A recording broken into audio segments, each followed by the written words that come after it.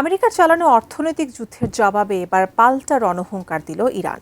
মার্কিন নিষেধাজ্ঞা বাস্তবায়নে কোনো প্রতিবেশী দেশ ওয়াশিংটনের পাশে দাঁড়ালে তাদের চরম শত্রুর তালিকায় রাখার কড়া হুঁশিয়ারি দিয়েছে তেহরান। জ্বালানি সরবরাহের অন্যতম প্রধানে জলপথে আসলে ঠিক কী ঘটতে যাচ্ছে এবার, বিস্তারিত জানাচ্ছেন ত্রিবেণী তনু।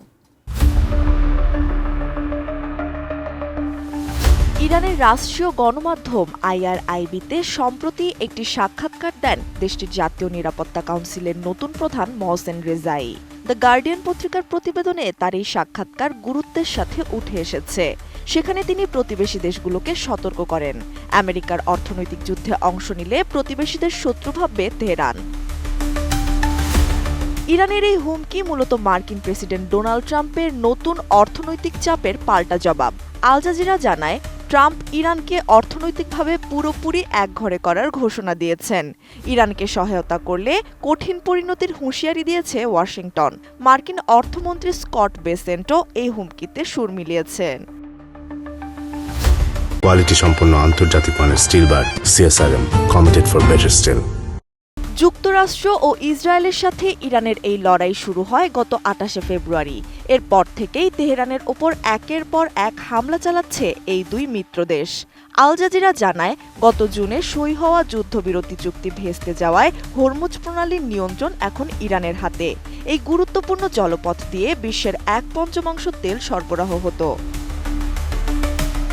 ইরানের শীর্ষ নিরাপত্তা কর্মকর্তা মহসেন রেজাই জানান, তাদের আঞ্চলিক কৌশলের 3টি ধাপ রয়েছে। প্রথম ধাপে তারা আলোচনার মাধ্যমে প্রতিবেশীদের বোঝানোর চেষ্টা করবেন। দ্বিতীয় ধাপে সিদ্ধান্ত নেওয়ার জন্য কিছুটা সময় দেওয়া হবে।